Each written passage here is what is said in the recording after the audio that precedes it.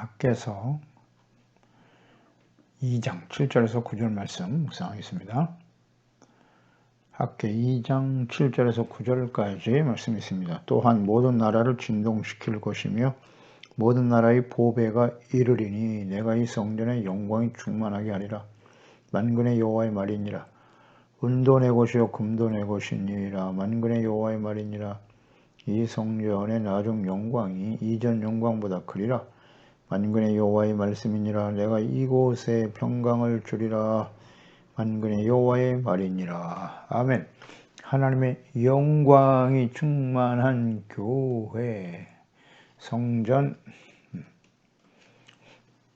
건축이 중단된 이유 중에 하나가 예루살렘에 거주하고 있던 사마리아 사람들의 조직적인 방해와 협박 때문이었습니다.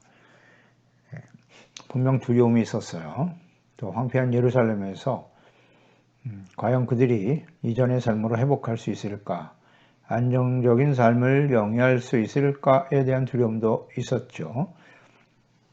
그러니까 정치, 경제, 군사적으로 열악한 상태였기 때문에 두려움이 있었습니다. 성전만 건축하면 과연 우리가 안전하고 편안하게 살아갈 수 있을까? 그런 염려와 두려움이 있었는데요. 그들의 마음을 하나님이 아셨죠. 그래서 굳세게 하라. 계속해서 강조하시면서 두려워하지 말라고 말씀하셨습니다. 그 이유는 하나님의 자녀 백성들이 두려움을 줄 수밖에 없는 그런 상황에서 두려워하지 말아야 될 이유는 뭐냐. 애굽에서 나올 때 너희와의 언약한 말과 영, 하나님의 영이 성령께서 계속하여 너희 가운데 머물러 있기 때문이다 라고 말씀하셨네요. 하나님이 약속하신 말씀, 이스라엘 백성들을 애굽에서 구원하신, 사실 그 언약은 아브라함부터 시작된 언약이죠. 그리고 주님께서 함께 하시겠다고 하는 언약, 모든 민족 중에 이스라엘을 제사장의 나라로 세우실 것이다 라는 약속, 하나님이 그들과 함께 하심으로써 주의 영광을 나타낼 것이다. 그러니까 하나님이 다스리신 하나님의 나라, 그의 거룩한 백성이 되게 하실 것이다. 그럴 때 하나님께서 그들을 보호하시고 인도하시기 때문에 늘 은혜와 평강이 넘치게 하시고 필요한 모든 것을 더하여 주시는 하나님의 언약의 말씀이죠.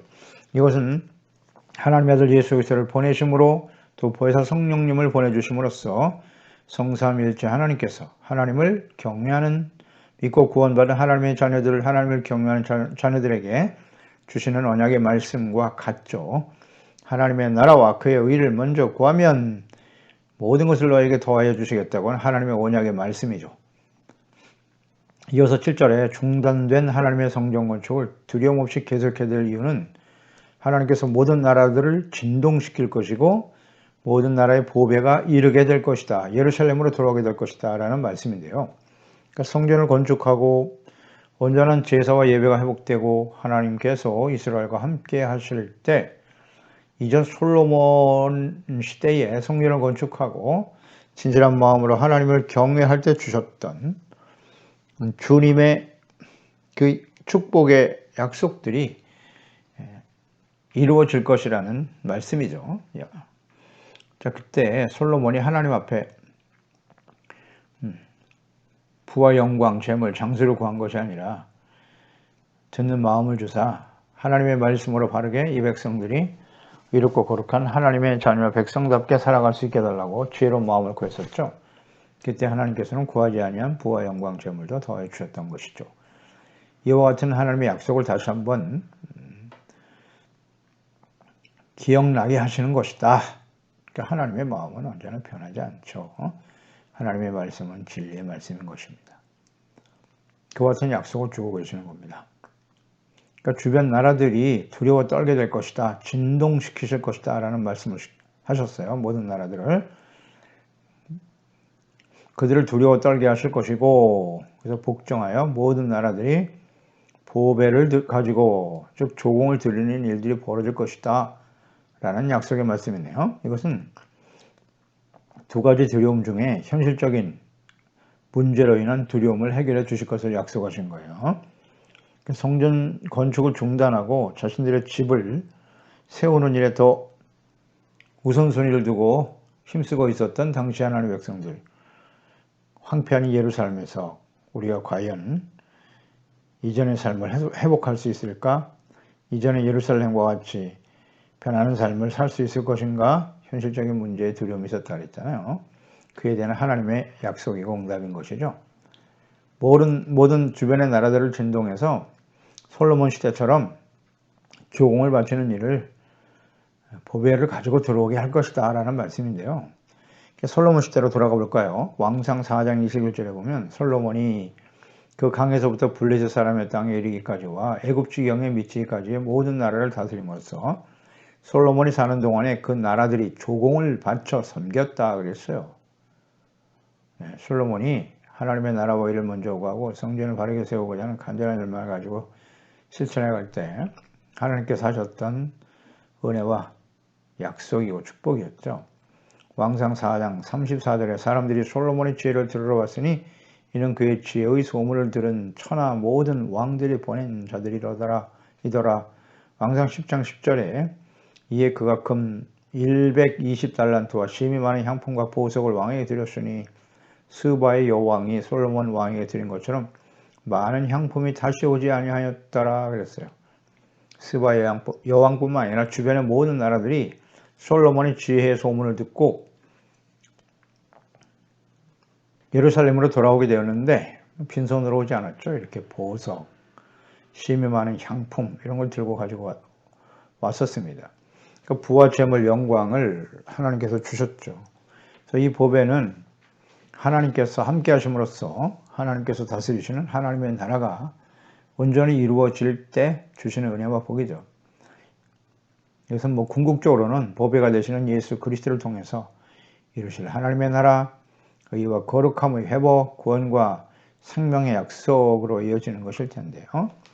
그래서 하나님께서 성전에 임하심으로써 영광이 충만하게 하실 것이다 라는 약속이죠. 분명 그들의 현실적인 문제에 대한 두려움이 있음을 아시고 하나님이 이런 약속을 주시는 거예요. 주변 나라들이 이전에는 예루살렘을 공격하기 위해서 왔지만 이제는 하나님께서 성전을 건축하고 하나님의 나라와 의를 먼저 구하면 주님께서 주변 나라들을 감동시켜 과거에 솔로몬 시대에 조공을 드렸던 것처럼 보배를 가지고 들어오게 만들어 주시겠다라는 약속이죠. 더 나아가서 이전에 영광이 충만하게 이 성전에 영광이 충만하게 하리라. 만군의 여호와의 말이니라. 성전에 영광이 충만하다. 그러니까 바벨론 포로 이전에 예루살렘에 있었던 크고 화려한 솔로몬 성전, 그곳에 하나님의 영광이 있었을까요? 없었을까요? 하나님은 그 성전에 계실 수가 없죠. 우상 숭배로 가득한 그 성전에서 드리는 제사 예배 하나님 받지 않으십니다. 하나님의 영광은 하나님이세요. 영광스러우신 하나님이 그곳에 임재하실 때 그 성전이 영광스러운 것이지 하나님이 계시지 않는 성전은 절대 그곳에 영광이 있지 않아요. 그러니까 바벨론 포로로 끌려가기 이전에 바벨론의 공격에 의해서 예루살렘이 멸망을 당하던 그 시대에 그 성전은 영광스럽지 않았어요. 따라서 성전에 하나님의 영광이 충만하다라고 하는 의미는 영광의 하나님께서 그 성전에 임재해 계신다는 뜻이에요. 솔로몬 시대로 돌아가 보죠. 역대하 6장 39절 이하 주는 계신 곳 하늘에서 그들의 기도와 간구를 들으시고 역대하 6장 전체가 하나님의 성전을 건축하고 솔로몬이 하나님과 백성들 사이에서 그 성전을 향해서 중보하며 기도하는 내용이었죠. 그들의 기도와 간구를 들으시고 그들의 말을 돌보시오며 주께 범죄한 주의 백성을 용서해 주세요. 용서를 구하고 있는 겁니다. 죄사함, 성전을 향해서 나의 하나님이여 이제 이곳에서 하는 기도에 눈을 드시고 귀를 기울이소서. 여호와 하나님이여 일어나 들어가사 주의 능력의 기회와 함께 주의 평안한 처소에 계시옵소서. 여호와 하나님이여 원하건대 주의 제사장들의 구원을 입게 하시고 또 주의 성도들에게 은혜를 기뻐하게 하옵소서. 죄사함의 은혜. 여호와 하나님이여 주의 기름 부음 받은 자에게 얼굴을 돌리지 마시옵고 주의 종 다윗에게 베푸시는 종을 기억하옵소서 하였더라. 이렇게 하나님 앞에 성전 앞에서 회개, 용서의 기도를 드렸던 거예요. 솔로몬이 성전을 세우고. 그랬더니 역대하 7장 1절로 이어지죠. 솔로몬이 기도를 마치며 불이 하늘에서 내려와서 그 번제물과 제물을 다 살랐어요. 여호와의 영광이 그 성전에 가득하니 여호와의 영광이 여호와의 전에 가득함으로 제사장들이 여호와의 전으로 능히 들어가지 못하였고 이스라엘 모든 자손은 불이 내리는 곳과 여호와의 영광이 성전 위에 있는 것을 보고 직접 눈으로 볼 수 있었어요. 돌을 깐 땅에 엎드려 경배하며 여호와께 감사하여 이르되 선하시도다 그의 인자하심이 영원하도다 하니라. 아멘. 하나님의 임재하심을 직접 목격했단 말이에요. 하나님의 성전에 주의 영광이 임하니까 제사장들은 더 이상 그곳에 있을 수 없었고 그 모습을 본 백성들은 그냥 엎드려 경배하게 되는 거예요. 이것이 바로 예배입니다. 그러니까 하나님의 영광이 성전에 임할 때 그때 드려지는 그 하나님의 영광을 본 하나님의 자녀와 백성들의 마땅한 태도, 엎드려 경배하게 되죠. 두렵고 떨리는 마음으로 하나님 앞에 엎드리게 되는 겁니다. 하나님의 영광이 임하면 하나님 앞에서는 우리 사람들은 어떻다? 두려워할 수밖에 없어요. 왜? 죄 때문에. 하나님의 거룩하신 임재 앞에서 우리는 온전하지 못하지 않습니까? 그래서 하나님 앞에 엎드려 경배하고 하나님 앞에서 우리의 모든 죄를 자백하고 용서받고 구하게 되는 거예요. 용서를 구하고 자비와 긍휼을 구하게 되는 것이죠. 이게 예배입니다. 그러니까 하나님의 임재하심이 없는 예배는 그건 예배가 아니에요. 아닙니다. 그러니까 하나님의 성전, 교회에는 무조건 하나님이 계시냐? 오늘 말씀을 보세요. 성경을 통해서 우리가 깨닫는 바이죠. 예루살렘에 성전이 없어서 망했습니까?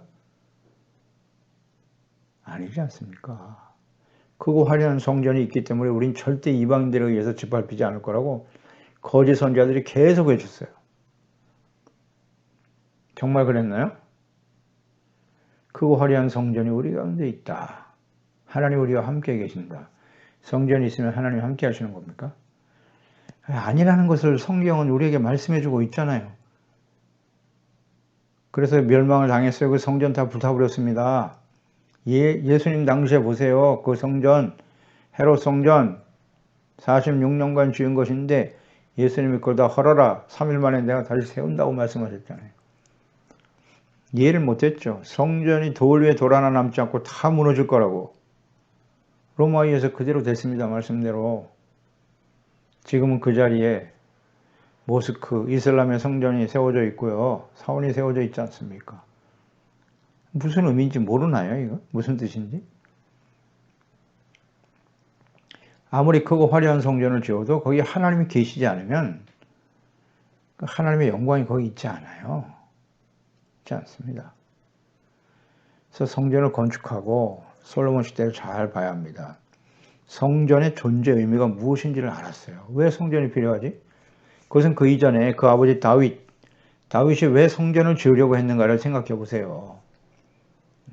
그가 하나님께 묻지 않고 인구조사하다가 악을 행했죠. 하나님 그걸 악하게 보셨죠.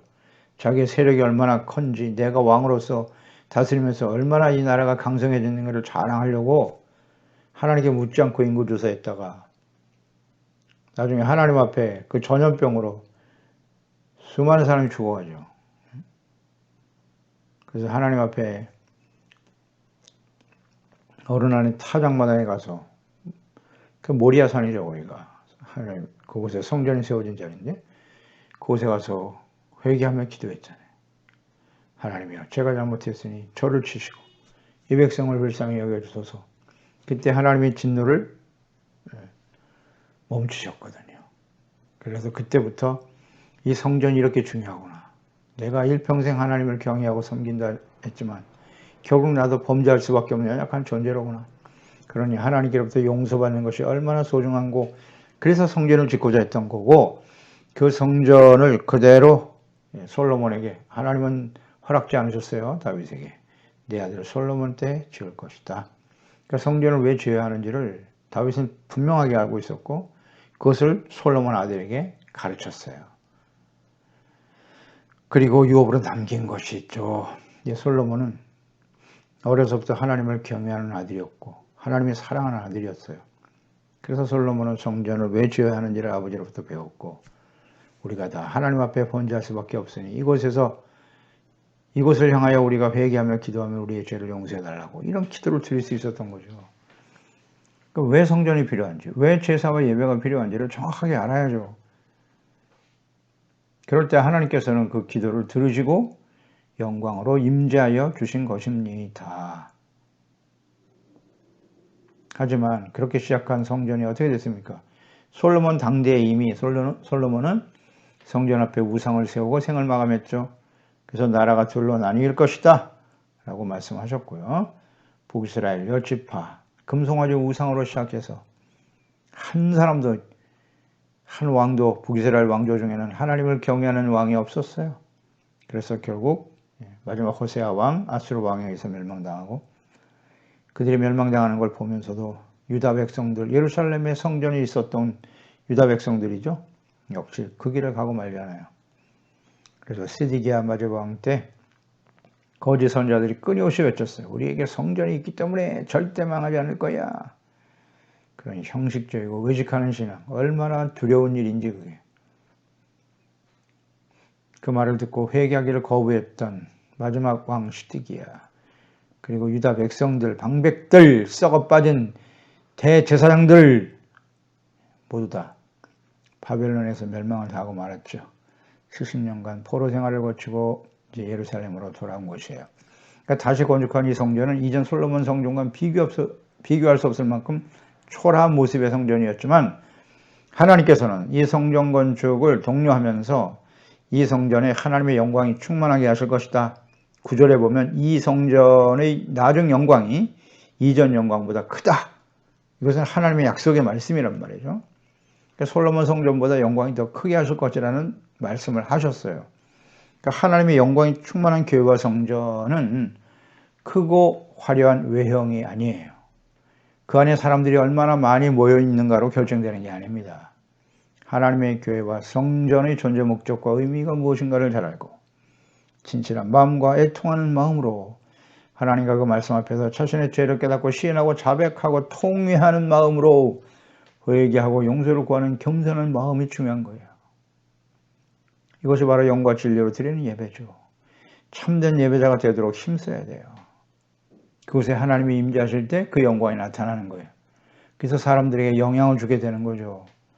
제사장으로서 예수 그리스도의 몸인 교회 제사장으로서 빛된 삶을 통해서 주의 영광을 나타내게 되는 것입니다. 마태복음 5장 16절 이같이 너희의 빛이 사람 앞에 비치게 하여 그들로 너희 착한 행실을 보고 하늘에 계신 너희 아버지께 영광을 돌리게 하라. 크고 화려한 교회는 짓고 수많은 곳에 세상에서 출세하고 성공하고 부자인 사람들이 교회 가득한데 왜 세상 사람들에게 영광을 나타내지 못하죠? 그것이 영광이라고 착각하고 있단 말이에요. 크고 화려한 교회가 영광입니까? 수많은 사람들이 모이는 것이 영광입니까? 세상에 출세하고 부자들이 모여 있는 교회가 영광입니까? 세상에 착각하고 있다. 착한 행실, 의롭고 거룩한 삶을 보여줘야죠. 그런 사람들이 모여 있는 곳에 하나님이 계실까?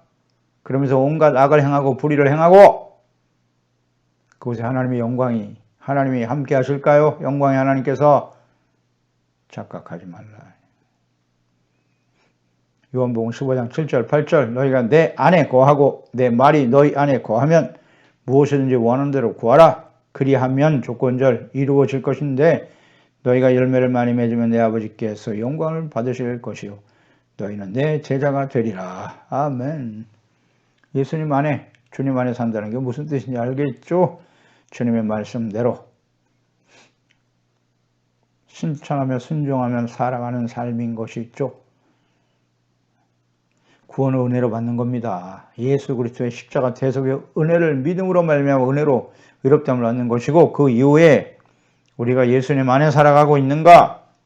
주님의 말씀이 우리 안에 거하고 있는가? 그게 무슨 뜻이에요? 말씀만 듣기만 하는 겁니까? 말씀을 읽었습니다. 말씀을 압니다. 말씀이 우리 안에, 우리가 주님 안에 산다는 의미가 뭐냐고요? 교회 안에 그냥 소속되면 예수님 안에 있는 겁니까? 이렇게 가르치면 안 됩니다. 예수님 안에서의 삶이란 예수 그리스도의 구속의 은혜를 소중하게 여기고 죽었던 사람을 영원한 생명으로 살려주셨지 않습니까? 그 은혜에 감사하는 마음으로 주님을 사랑함으로 그 말씀을 가지고 지켜 행하는 거죠. 이게 영적인 성숙이잖아요. 말씀을 따라 순종해가는, 온전치 못한 자신의 모습 때문에 하나님의 성전에 나와 예수 그리스도의 십자가 밑에서 죄를 깨닫고 자복하고 애통하는 마음으로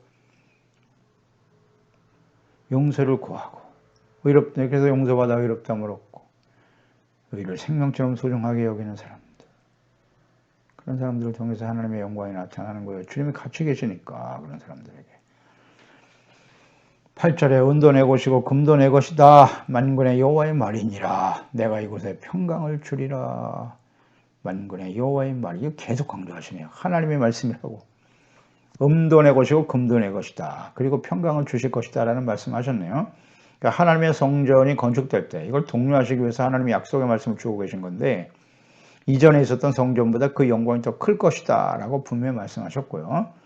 그 영광이 하나님께서 함께 하신다는 거예요. 임재하시는 성전이 될 것이다. 즉 하나님의 나라, 온전한 예배의 회복, 정체성과 사명의 회복, 하나님과의 관계 회복, 이어서 금과 은도 주님의 것이라는 말씀을 강조하셨어요. 모든 만물과 재물의 주인이 되시는 하나님께서 이 성전이 바르게 세워짐으로써 이렇게 우선순위예요. 우선순위. 삶의 우선순위가 이전에는 우리가 학교서를 묵상하면서 깨닫는 바잖아요. 그들이 하나님의 성전을 건축하고 예배드리고 의롭고 거룩한 백성으로 살아가는 일에 초점을 맞추지 않고, 삶의 우선순위를 두지 않고 어떻게 우리가 좋은 집 짓고 이곳에서 편안하고 안전하게 살아갈 것인가에 초점이 있었단 말이에요. 삶의 우선순위가 잘못되어 있었죠. 그래서 성전을 건축하라고 하시는 말씀은 삶의 우선순위를 하나님께 두라는 거예요. 예배 회복, 정체성, 사명 회복, 관계 회복. 그럴 때 금과 은 모든 것이 주님의 것이라는 거죠. 그들은 경제적인 문제로 인해서 열악한 환경 속에서 어떻게 우리가 살아남을까에 대해서 굉장히 많은 관심을 가지고 있었단 말이에요. 이것은 모든 시대에 모든 사람들이 가지고 있는 관심이에요. 삶의 초점이 경제, 금, 은, 재물이잖아요. 어디에 두고 있느냐는 거잖아요. 예수님께서 마태복음 6장 24절에 계속 중요하니까 묵상하는 거예요. 하나님과 재물 두 주인을 섬길 수 없다고. 사랑과 가치를 하나님께 두고 있는가, 재물에 두고 있는가. 그러니까 모든 시대에 모든 사람들이 다 현실적인 문제에 있어서 중요하다고 생각하는 것은 재물이잖아요. 돈. 그것이 있어야 편안하고 안전한 삶을 살 수 있다. 그러니까 하나님의 나라와 의는 그 다음이잖아요. 그러니까 불의와 타협하게 되고 사탄의 유혹에 빠지는 거예요. 돈을 사랑하면 일만하게 뿌리가 된다고 그렇게 말씀하시는데도 돈만 있으면 행복할 수 있다고 생각하잖아요. 그 이방인들이 구하는 거라고 그렇게 강조하시는데도 배금 사상에 빠져서 돈만 있으면 돼. 돈이 있어야 하나님도 잘 믿을 수 있어. 불의를 행하면서 돈을 얻어서 헌금만 드리면 그게 하나님을 기쁘시게 하는 거고 복을 받은 거라고 생각하는. 아닙니다. 아니에요. 그건 거짓입니다. 하나님의 뜻이 아니에요. 하나님의 나라와 의를 먼저 구해야죠. 삶의 우선순위가 바를 때 하나님께서 주시는 은혜를 누리며 살아가는 거죠. 이게 잘못되어 있으면 부와 재물은 결국 부패하게 만들겠죠. 예. 이거 중요합니다. 이곳에 평강을 주리라. 은과 금도 하나님의 것이기 때문에 하나님이 주신다는 걸 잊지 말아야 돼요. 그리고 더 나아서 평강을 더하여 주신다. 이곳에. 그러니까 평강이라고 하는 건 뭐냐? 돈이 많으면 편안해지는 거냐? 돈이 주는 게 평강인가요? 그렇다고 생각하는 사람, 세상 사람들이죠. 하나님이 없는 사람들은 재물만 있으면 편안한 삶을 살 수 있다고 생각하겠죠? 혹시 우리도 그런 생각을 하고 있지 않나? 평강은 죄사함 받고 의롭다함을 얻어 하나님과의 관계가 회복되는 것, 하나님과 화목하고 하나님이 다스리시는 하나님의 나라가 온전히 이루어질 때 주시는 은혜의 선물이에요. 평강은. 이사야 48장 22절 여호와께서 말씀하시되 악인에게는 평강이 없다 하셨느니라. 없어요. 로마서 14장 17절 하나님의 나라는 먹고 마시는 데 있는 것이 아니고 오직 성령 안에서 의와 평강과 희락이다. 하나님이 다스리시는 하나님의 나라는 의가 기준이 돼야 돼요. 죄 사함 받고 의롭다함을 얻고 예수 그리스도 안에서 의롭다함을 얻고 주의 말씀 앞에서 죄를 깨닫고 버리고 씻음 받고 용서받는 의가 회복될 때 평강과 기쁨이 찾아오는 거예요. 의가 없는 평강은 가짜입니다. 그래서 하나님의 나라의 속성, 성령 안에서 주시는 의와 평강과 기쁨을 누리고 살고 있는가? 우리가 계속 묵상되는 바죠. 항상 기뻐하라. 어떻게 항상 기뻐해요? 어떻게 항상 기뻐할 수 있어요? 기쁨과 또 세속적인 쾌락을 구분 못하는 사람도 많죠. 의가 없는 곳에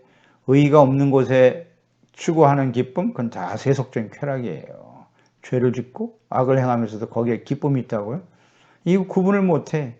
의가 회복이 돼야 하나님이 주시는 평강과 기쁨은 하나님의 선물로 주는 거예요. 그냥 우리의 심령 속에 영혼 속에 주시는 기쁨, 누구도 빼앗을 수 없는 기쁨이죠. 평안이죠. 아멘. 하나님의 나라와 의가 기준이 돼야 되는 거예요. 이거 회복하면 되는데 하나님이 이곳에 평강을 주신다. 당연하죠. 하나님의 성전 왜 필요해? 왜 예배를 드려야 하는 곳인데요? 교회가 왜 필요하죠? 하나님께 나가서 말씀 듣고 죄를 깨닫고 회개하고 씻음받고 용서받고 의롭다함을 얻는 것이죠. 의가 회복되고 하나님과 화목하니까 평안과 기쁨이 찾아오는 거죠. 그렇지 않나요? 그렇지 않다면 우리는 예배를 잘못 드리고 있는 거예요. 교회 존재 의미가 뭐예요? 예배만 열심히 많이 드리면 기쁨이 찾아옵니까? 아니요. 현실은 그대로 있는데요. 또 하나 조심해야 될 것은 은금이 풍성한 것, 금도 내 것이고 은도 내 것이다 라는 말씀을 묵상해 보면 이전에 하나님께서 현실적인 두려움이 있는 걸 아시고 주변 나라들이 보배를 가지고 온다고 하셨는데 은금이 풍성한 것이 평강을 주는 것이 아니라는 거 잘 잊지 말아야 돼요. 재물이 우리에게 평안을 주는 게 아니에요.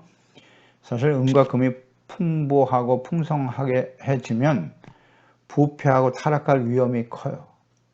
그럴 가능성이 훨씬 큽니다.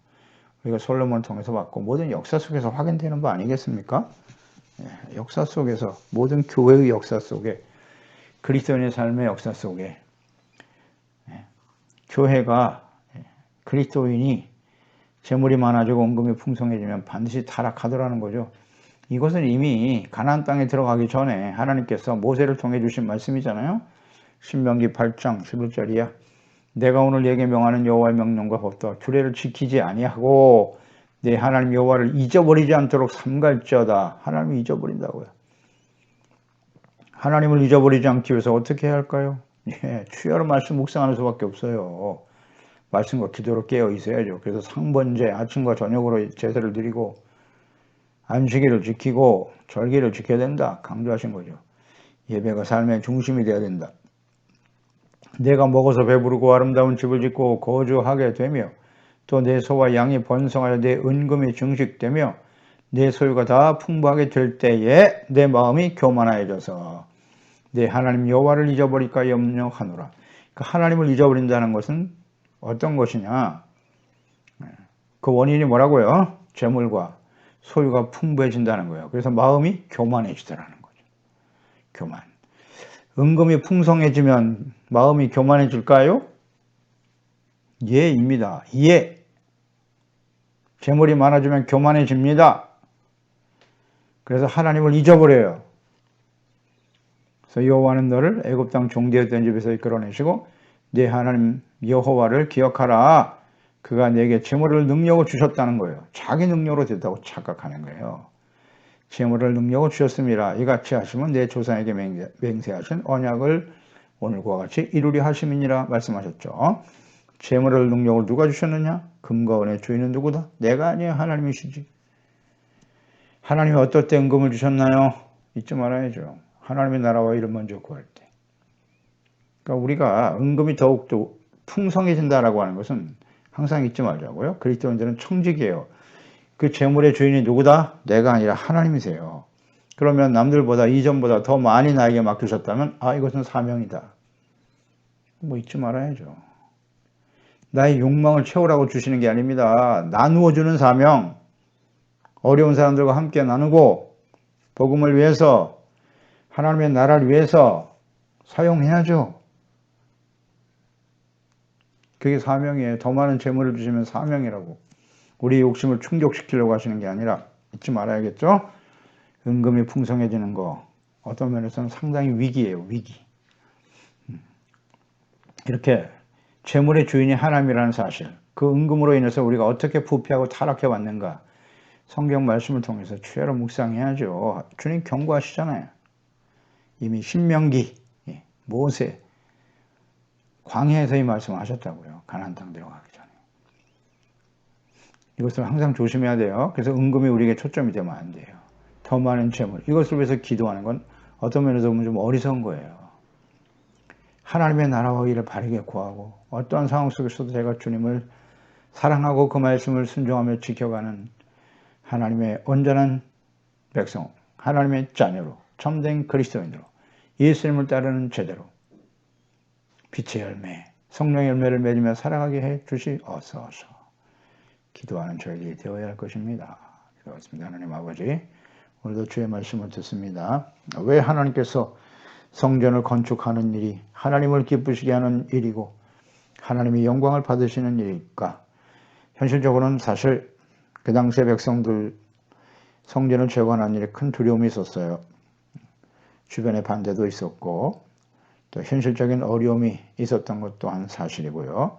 경제적으로 열악한 환경 속에서 성전을 짓는 일을 위해서 헌신한다고 하는 건 현실적인 두려움과 염려가 있었던 것이죠. 그래서 하나님께서는 주변 나라를 진동시켜서 보배를 가지고 너희들에게 찾아오게 만들어 주시겠다. 금과 은의 은도 주님의 주인이 아니시겠는가? 주님이 얼마든지 주실 수 있다는 걸 약속하셨고요. 그리고 하나님의 성전을 바르게 세울 때, 즉 하나님과의 관계 회복이죠. 정체성 회복, 하나님의 자녀답게 의와 거룩한 백성으로 살아가는 일, 하나님이 다스리신 하나님의 나라를 바르게 세워갈 때 하나님께서는 필요한 모든 것을 도와해 주시며 무엇보다도 평강을 약속하셨나이다. 하나님의 나라는 오직 성령 안에서 의와 평강과 희락이라. 우리의 심령 속에 하나님의 의가 회복되게 하시는 온전한 영과 진리를 드리는 예배, 온전한 교회, 교회가 이 땅에 필요한지, 왜 우리가 예배를 드려야 하는지, 말씀을 묵상해야 하는지를 바르게 깨닫고 늘 심령이 가난하고 겸손한 자, 애통하여 죄 때문에 눈물을 흘리고 온유하고 순종하는 자, 의를 생명처럼 소중하게 여기는 청결하고 깨끗한 마음으로 주님을 섬길 수 있는 우리 모든 지체와 가족들, 자녀들 되게 하여 주시옵소서. 그래서 주님 오실 날이 심히 가까운 이때에 재물 때문에 심령이 부패한 자들 한 사람도 없게 도와주시고 낙오된 사람 없게 하여 주시고 영광스러운 모습으로 하나님의 영광이 가득한 인생이 될 수 있도록 도와주세요. 예수님의 이름으로 기도드립니다. 아멘.